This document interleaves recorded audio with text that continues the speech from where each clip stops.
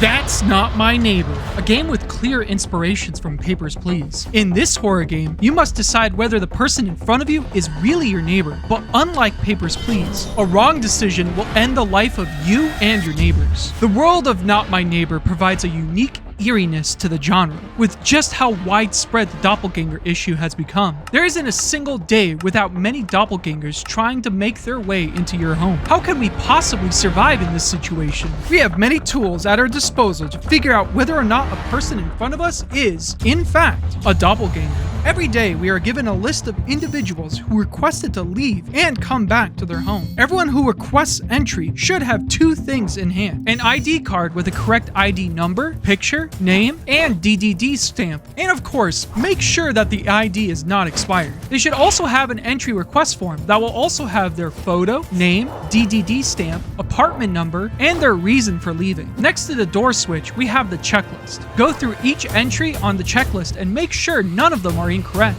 If something is off, you can mark it as such and question the individual. Most of the time, the individual will have some sort of excuse, but there's also a chance a doppelganger will give up their disguise. They will choose to insult you and claim one of them will eventually succeed in their mission. You must be very strict with all but one of these entries on the checklist. There will be some instances of someone returning to their home who are not on the list. These people suck. They know the impending threat to our world, and they still choose to leave without signing the correct paperwork.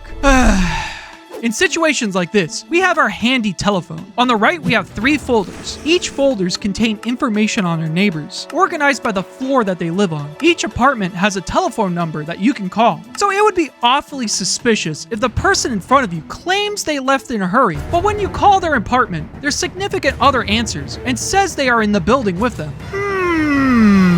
We have caught ourselves a doppelganger. After we press the big red button, we must call the DDD to dispose of them. Conveniently, their number is posted above us at all times. After a couple of seconds, the shutters will go back up, and a person in a hazmat suit will tell you it's safe to proceed. Of course, if the individual's paperwork is all good, and you are 100% sure that they are, in fact, not a doppelganger, you can open the door and let them through.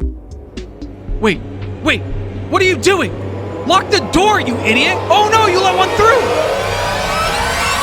Remember to lock the door every time you open it, or the next person will take the opportunity to just walk right in. With so many possible neighbors to remember, and many subtle details you have to check on, the game can be quite difficult at times. So it's best to remember every detail about your neighbors that you possibly can. Who are all of our neighbors? Well, on the first floor, we have the Stilnskys, the Peachmans, Agnes Kipriani, and the Schwartz twins. Pay attention to the moles on the twins' faces, by the way. On the second floor, we have the Schmidt family, Isaac Gus, Margaret Bubbles, and the McKayleys. And finally, on the third floor, we have Mia Stone and Dr. W. Afton, our favorite milkman, Francis Mosses, the Rudd boys, and the Capuchin family. Even though it says Alf Capuchin wears a hat, he will sometimes leave it behind. Each one of these neighbors can have a doppelganger trying to impersonate them. The doppelgangers in this game can be really good at impersonating someone, or sometimes they can be really bad at it. It can get comedically obvious how bad they will mimic a person,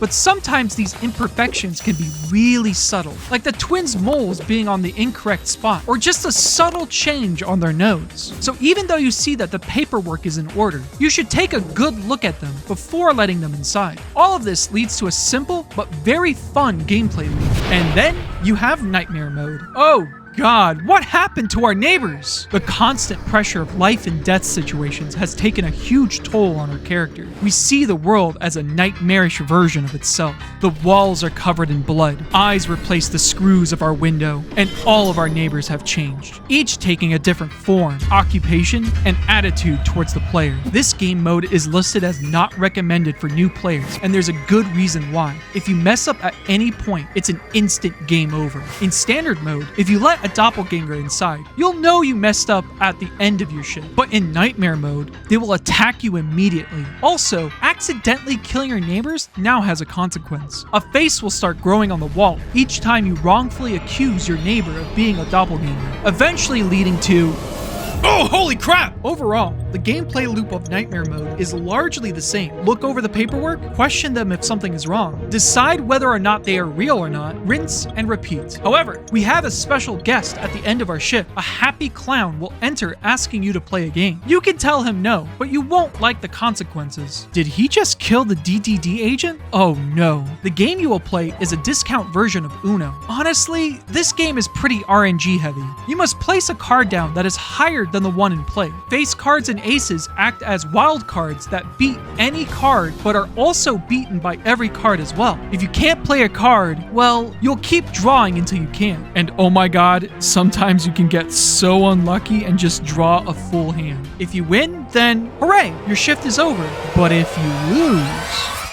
Ah! That's Not My Neighbor is an amazing game, a great twist on a Papers, Please style game. I'm excited to see what future updates will add to the game, and also what lore will be added, because it looks like things are getting interesting. Should we really trust the DDD? And will we survive another night of an endless onslaught of doppelgangers? Only time will tell. Thank you again for watching. Like and subscribe if you enjoyed the video. It's free and it really helps out the channel. Let me know if there's any games you would like me to talk about in the comments below. Also, check out the Twitch streams. It's really fun, I swear. And I'll see you all next time. See ya.